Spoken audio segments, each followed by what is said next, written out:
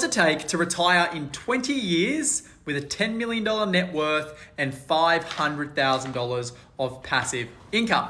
Well, I'm about to show you, folks. So I've built out a little scenario here that's going to show us how we're going to retire at 55 years old if we start in our mid-30s and have 20 years to get there.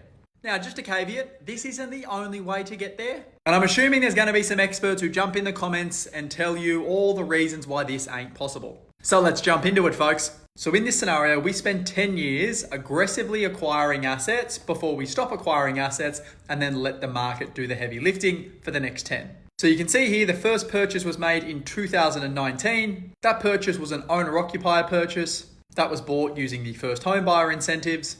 And that's been in the marketplace now for 5 years, which has given us the equity position that we need to be able to then leverage into our next asset. You can then see we buy a property this year, we buy a property in 2025, we buy a property in 2027, and we buy another property in 2029. Now, I've used round numbers for this explanation and these projections because we can't predict exactly what a property purchase is going to be. But for this instance, close enough is good enough. Now, what you'll also see is I've used 8% compound growth rates. Some will say that's aggressive. I disagree with those people. And the reason I disagree with those people is because if you look at the areas that we invest in over the last 20, 30, 40 years, they've done more than 8% compounding. So I think I'm being conservative. And then you'll also see on the right-hand side here, the rental yields. For the first two purchases, they're a 4% rental yield. And for the next two, they're 5.5% rental yields. You're probably thinking, why'd you do that for? There's a method behind the madness, folks. The first two are set and forget assets that have renovation and granny flat potential. The next two are properties that are already set up that give us that rental yield.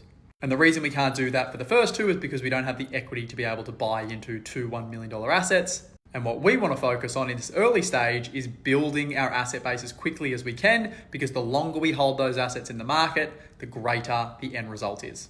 Now let's get into the juicy stuff. So you can see here in 2024, we've got our owner-occupier property that we bought in 2019, and we've also added an $800,000 investment, which takes the market value of our portfolio to just under $1.7 million.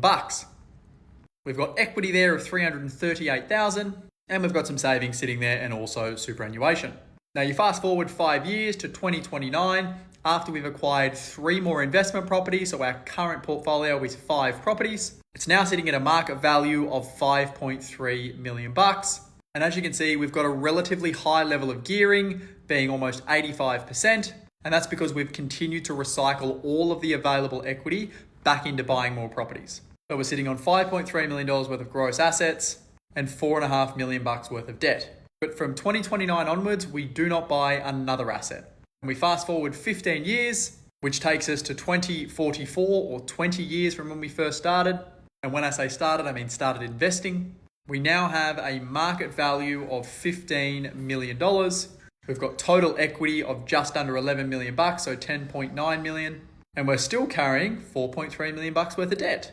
But even though we've got over $4 million worth of debt when we're meant to be retiring, our net worth, just using the property, is still over $10 million. And this is when it comes time for exit strategies. Do we sell down the portfolio, pay down the debt, and then reinvest the capital? Obviously, we're going to have some tax payable, some selling agent fees, all the rest of it. Do we sell down half the portfolio and hold half the portfolio? Or maybe we've still got strong jobs or a strong business and we actually don't need to sell down the portfolio and we can just live off the equity for a period of time while we've still got strong serviceability.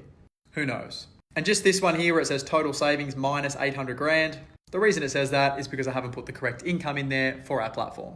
Now you're also probably thinking, how much does it cost to hold $4.5 million worth of debt? Well, at its peak, being 2029 when we've just acquired the last asset, our negative cash flow position is $180,000. That's based on a 6% interest rate. Interest only, that is. But that's factoring in obviously all the income that's coming off the properties and 2% rental increases per year, 6% interest only, and this is pre-tax dollars.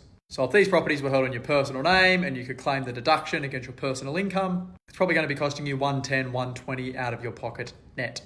But there you have it, folks. To get to $10 million worth of net worth over a 20-year period, you can do it with acquiring 5 properties at an average purchase price of just over $800,000 at 8% compound growth rates, and you'll get there within 20 years.